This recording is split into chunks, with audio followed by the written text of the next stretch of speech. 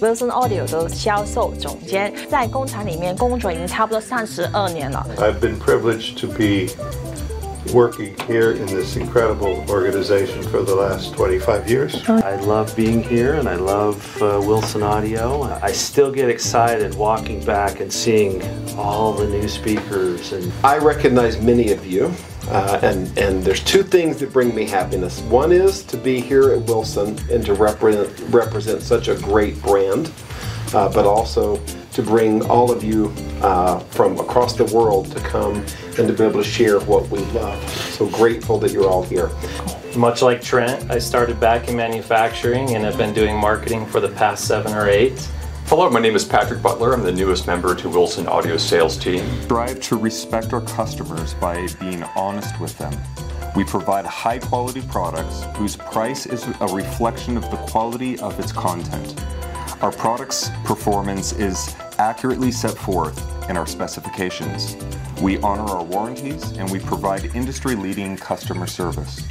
The reliability of our products is exemplary. Level of the recording experience and then translating that into what a loudspeaker. Our move from California to Utah, the culture here to get and build what we do and to have relationships with people like you and to have the culture of excellence and honesty, you have to have the right people. And the people here in this building right now are the best people in the industry. You know. And it's taken 51 years to go through some people that weren't so good, to find the right people, and then those people, because they're passionate, have built Wilson Audio up to what it is now. So Corbin is our COO, our Chief Operations Officer.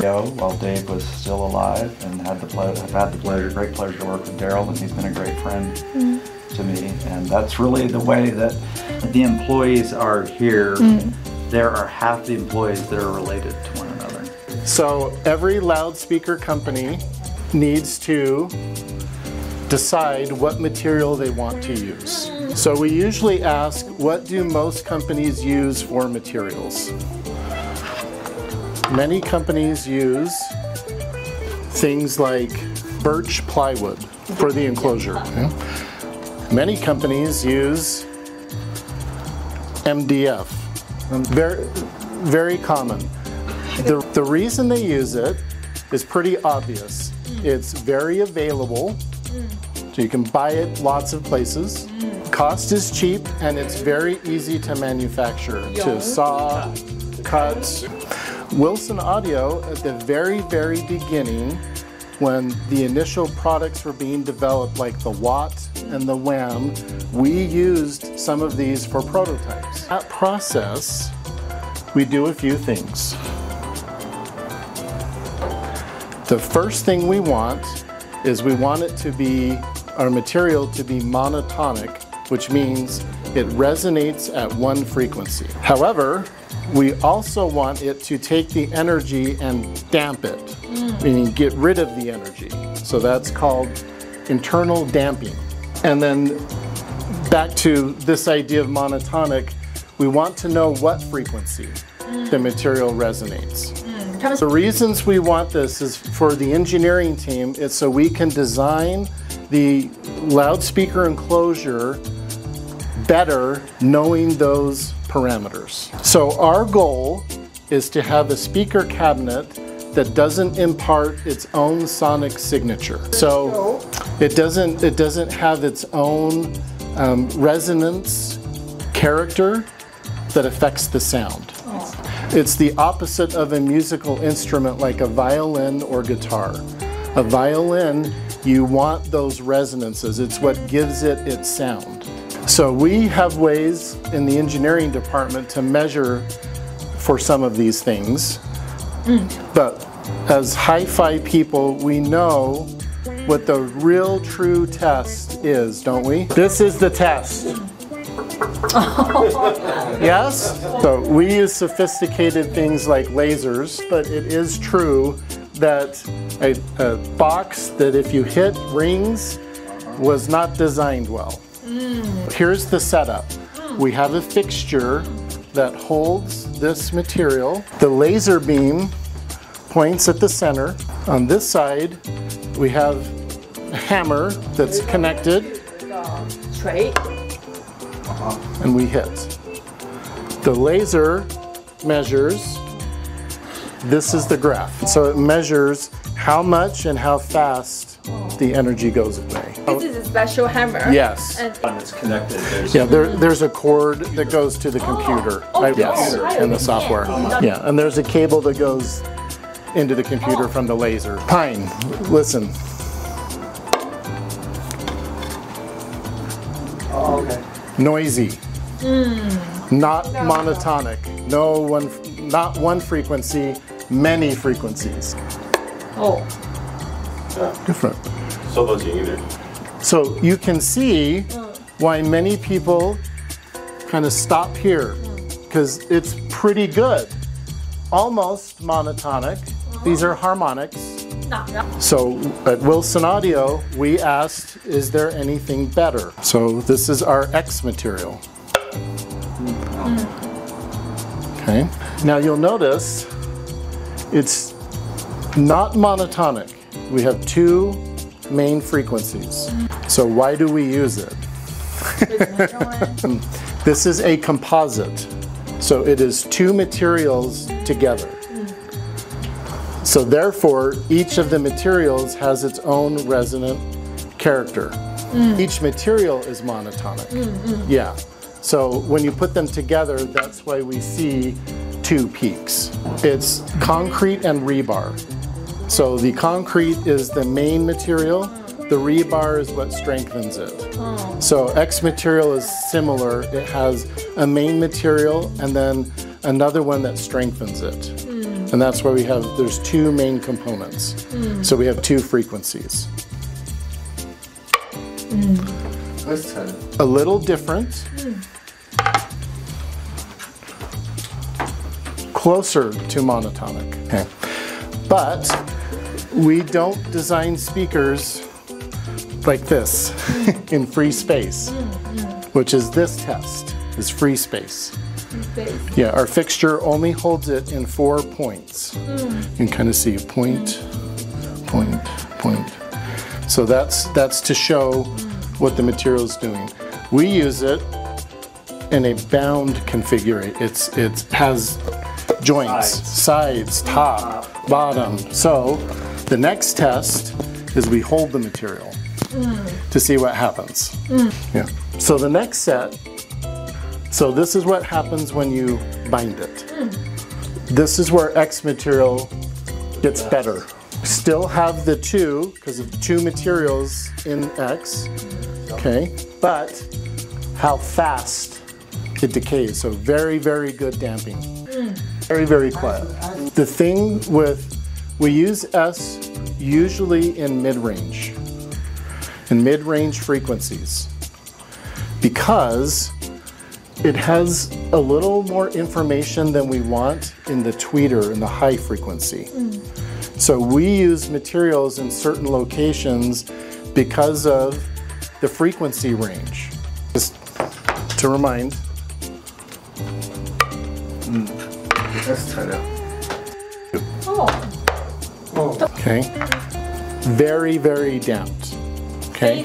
But to get that, we trade off, it has flexibility. Again, there's always a compromise. So we only use this in places to help with damping certain areas. So the Alex top, where I believe it's the upper meets the side panel as an interface, just as an interface. So yes, V material, easiest materials to work with. They are very hard to machine. Okay. This is a brand new bit that we use that you'll see later. It's very sharp. This is one that has been used. You can see because of the heat. Metal, when you machine, puts heat into the chip. So when you cut, there are chips and the heat goes into those for cutting metal like aluminum. In wiring, in solder, all of the internals, we have spent hours analyzing. There are always new drivers, tweeters and mid-ranges that come out, things with beryllium and diamond. We've listened to them all. But if they are not musical and they do not make an improvement, we do not use them just because they're the new fad or new trend.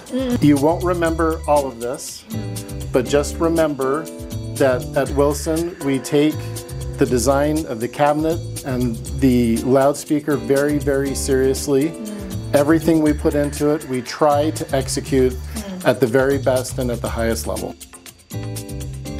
Our group of employees here, and let me explain a little bit about these employees and maybe the locations we have. So we have accounting, sales and customer service, engineering and marketing, other office staff, purchasing, shipping. Then we have fabrication of the cabinets in these 2 rows. Okay, painting the finish of the speaker, final assembly of speakers, and capacitors. We have people that are traveling 60 miles from the southern end, or 100 kilometers. And then people up north, Patrick's probably about 45 miles or 80 kilometers up north. And we have 11 people that are traveling from the southern area. And so it takes about an hour to get to work and an hour to get home from work. And the manufacturing group works 4 10-hour days. So either Monday through Thursday or Tuesday through Friday, because they're traveling from some distances, and it just allows them to spend more time with their families.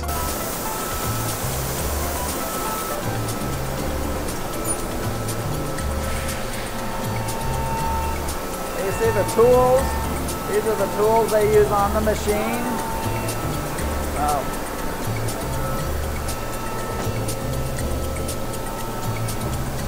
You can see different types that are made for different cut processes. And sometimes we'll make custom tools, sometimes they're off-the-shelf tools.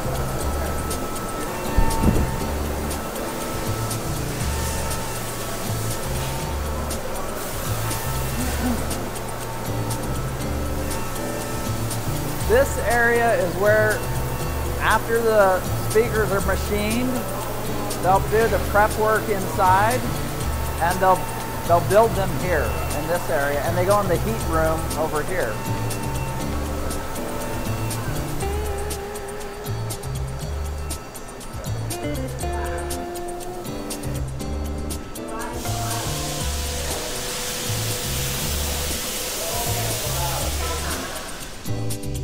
So that's how this is the watt, the top of the watt puppy, and this gives you an example of what they have to do as they're assembling it. And it stays in here for at least 3 days, 100 to 120 degrees Fahrenheit. After it's been in clamps for at least 1 day, then they'll take the clamps off and they'll leave them in here and they'll stay in. And then they go through the door in an elevator to go upstairs. Yes, the temperature like this helps the adhesive that we use. So we worked with the manufacturer to design the adhesive that we use here for its mechanical and acoustic properties.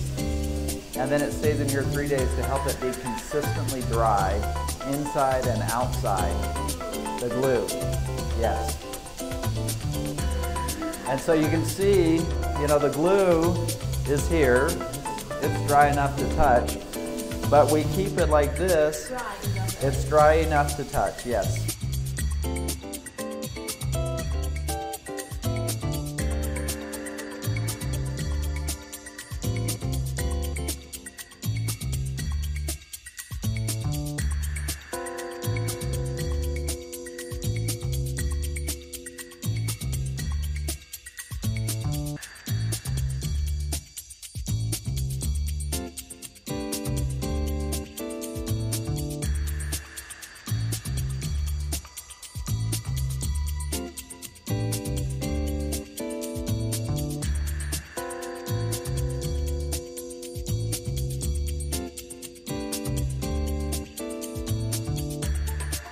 are for acoustic diodes that go on the bottom of the speaker.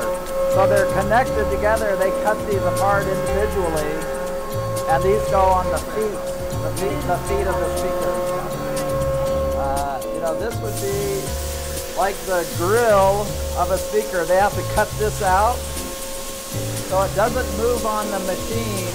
This is left inside because it'll move on the machine, and that would ruin the part.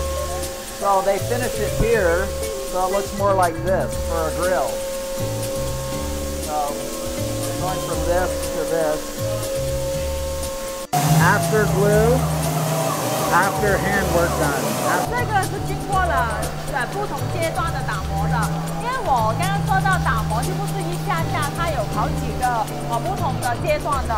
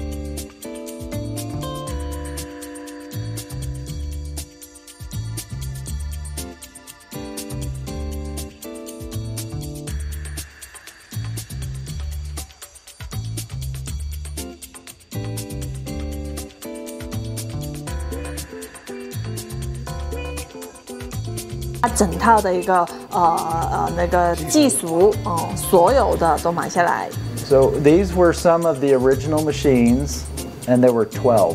Oh, so this is original and it's still working? It's still working. Oh. So after we worked with the designer who has passed away now. Oh, okay. We developed this machine made in Switzerland, and this one behind was made in the United States. So there is different materials these machines will wind. So you choose a material.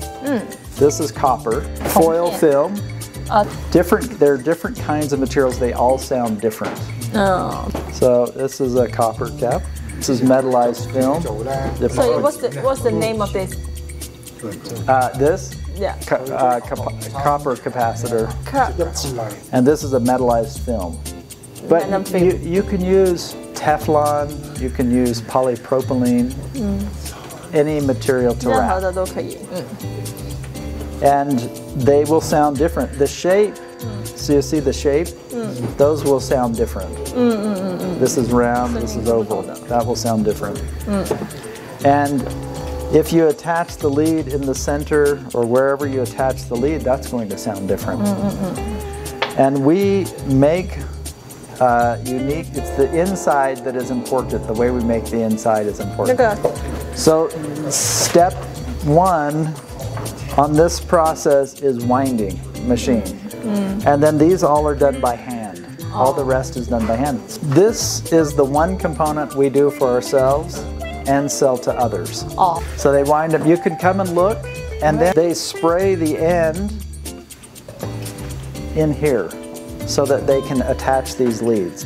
And they can do this, which sounds different. This should sound different than that. Different. Different. For this coating.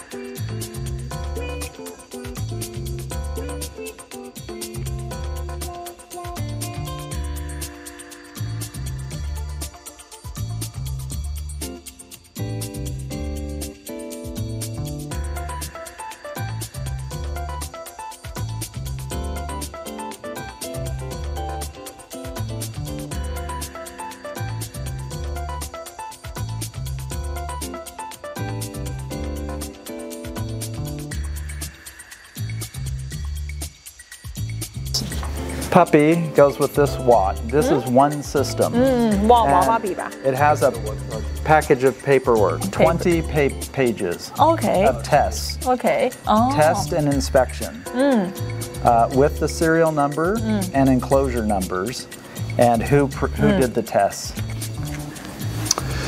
So when we start to set up a speaker, we want to find the area in the room that sounds the most neutral. And we can do that with our voice. So walking around this room, you can hear my voice sounds different as I walk around here. And Dave Wilson developed this process of finding the most neutral zone in a room by using his voice to listen how it sounds in the practice doing it. And what I want to do is once I hear my voice change and settle, that's the entry point for the zone of neutrality.